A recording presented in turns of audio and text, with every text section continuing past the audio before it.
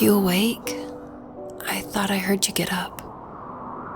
Yeah, I'm awake. Sorry, I just can't sleep. Are you thinking about him? Yeah, a bit. Usually get back to sleep, my love. I'm fine. No, it's okay. What else is on your mind? I don't know, it seems weird, but I had one of the most vivid dreams of my life. I saw a fox on a snowy mountain, just looking confused and worried. Those eyes, I can't get those eyes out of my head.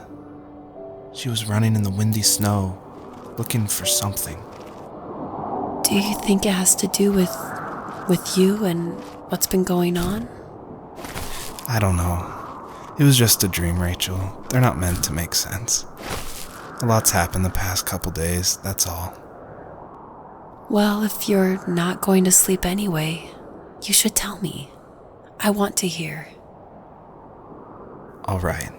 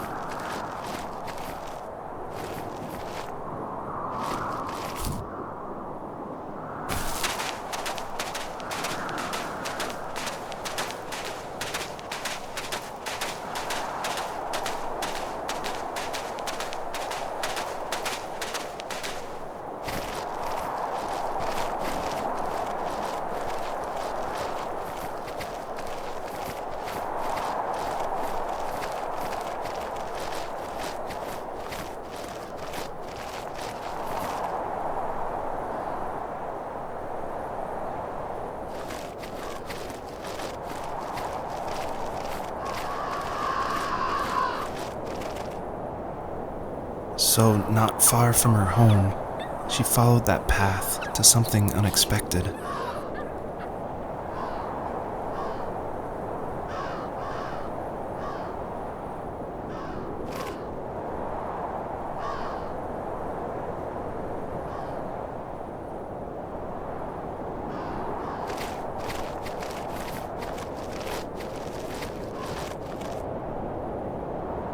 She couldn't stay, though. She had to find her other 2 children. So she took that path. She followed it towards something ancient. Something with answers.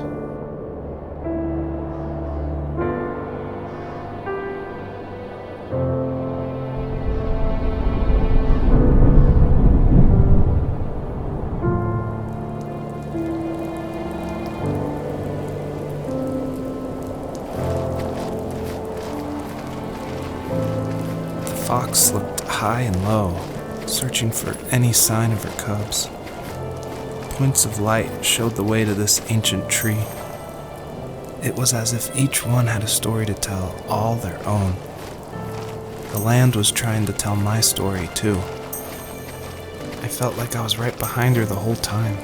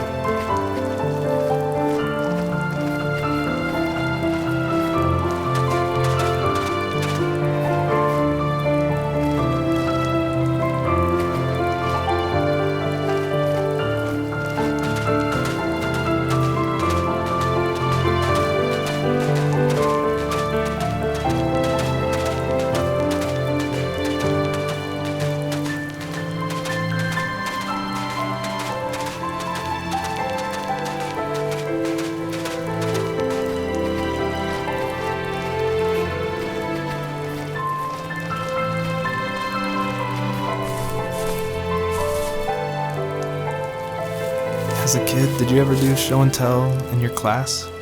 Yeah, I think I only did it once, when I was in the 4th grade. You know how my life was around then.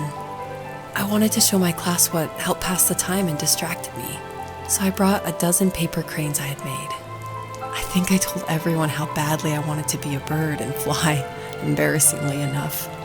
Don't be embarrassed. Every kid wants to fly. For me, it was another toy from my dad, a wooden boat. I remember guarding it so carefully in my hands as I walked into class.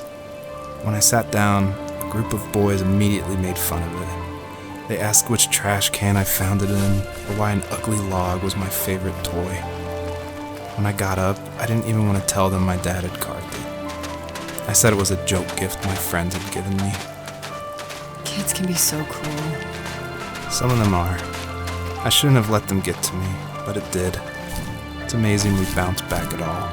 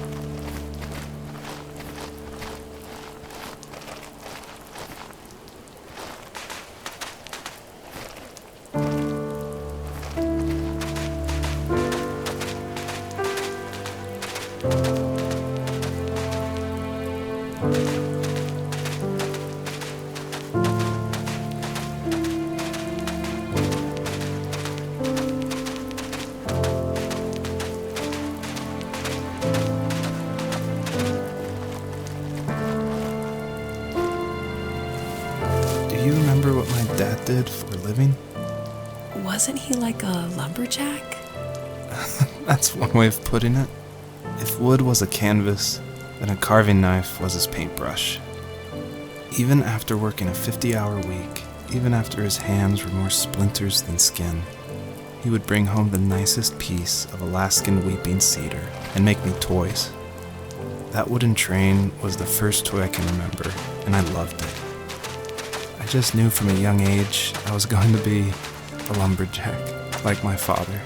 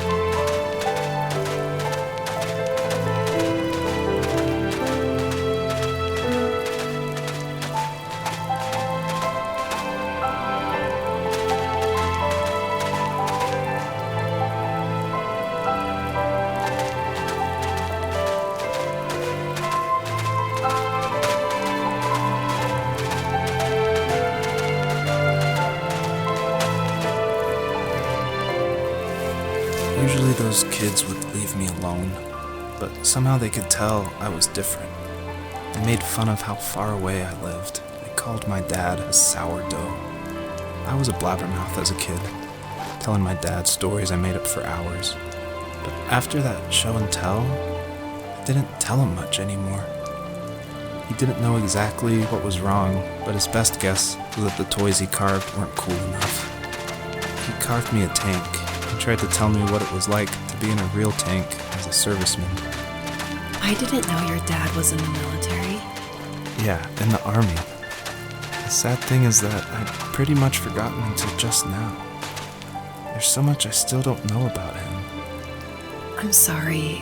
He knows how much you love him. You're going to see him again soon and have some closure, I'm sure.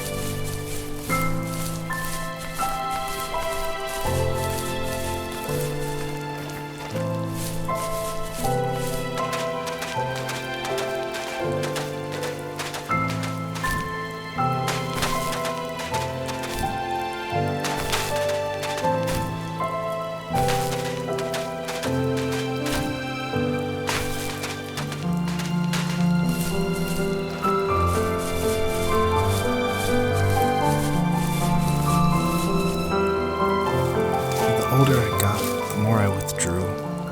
I asked myself, why talk to anybody anyway? Why bother when I'm happy by myself? I started drawing a lot, mostly animals I saw in the woods by my home. I then imagined designing my own hideouts with things like TVs and pantries full of chips and cookies. I think that idea of leaving home and drawing blueprints started my career. I found a lot of solace in that. I'm not surprised, but I did the same thing, you know? There's something special about having a place to call your own. And now look at us. Well, if you count renting in an overpriced city. It's as close as we can get for now.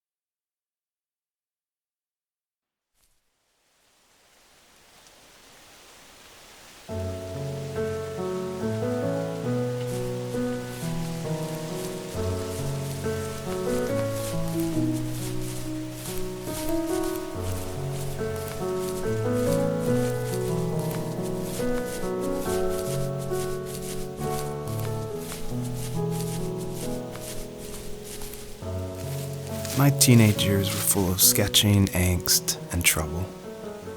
I wasn't popular or unpopular. Maybe just forgettable. I guess that gave me a sense of freedom. So I hung out with crazy kids, doing crazy things, even though I mostly just watched the chaos ensue.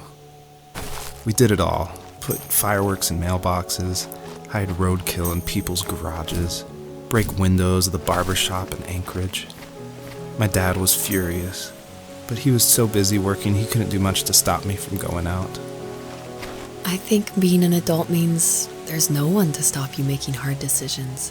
He had to make a living, and he couldn't be in two places at once. Yeah, I realize that now. But at the time, I was sure he was more interested in growing his business than what was going on with me.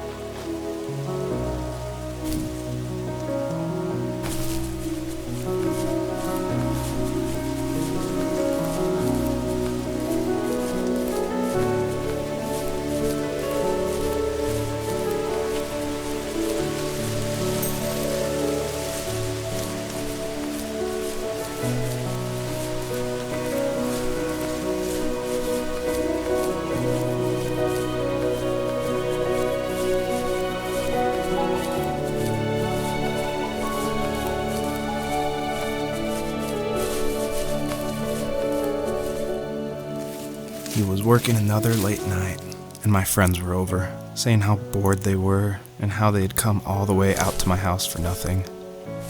One of them mentioned how that old, ugly beyond belief truck was still in the garage, and how we should take it for a spin. I was only 15, so I kind of fought it for a while. The next thing I knew, we were careening around the mountain path, rocks spitting onto the sides of the cliff, while my dad's cringeworthy bluegrass blared out the speakers. I drove while my friends were in the back of that yellow and purple truck, throwing beer bottles and trash at anything remotely interesting.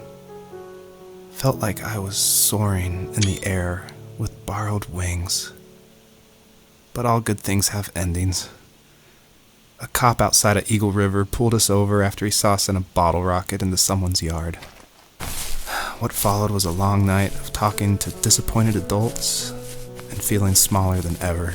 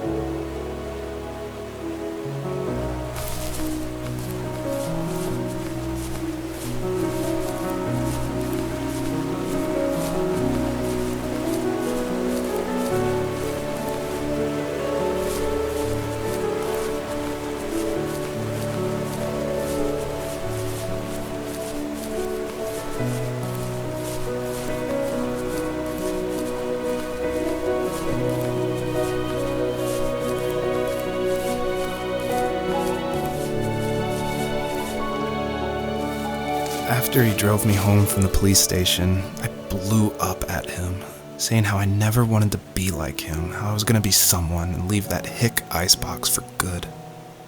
He just looked forward at the road with tired eyes. I took out that bluegrass tape from the cassette deck and chucked it out the window. In my sage teenage wisdom, I thought I had proved the ultimate point, but my dad had a different idea. He slammed the brakes, slowly bowed his head while gripping the steering wheel, and finally looked at me. All he said, like it was a polite request, was, "Make this right." I sat there in silence, fuming, but I eventually got out and combed every square inch of the woods, muttering profanity after profanity. I found it 30 minutes later, near a small waterfall off the road. I went back to the truck, put the wet tape back in, and sure enough it worked. We didn't speak another word to each other the rest of the night. Wow, Knew you were a crazy teenager, but It's hard to believe, isn't it? Surprises me too. It's like I didn't really know who that kid was back then.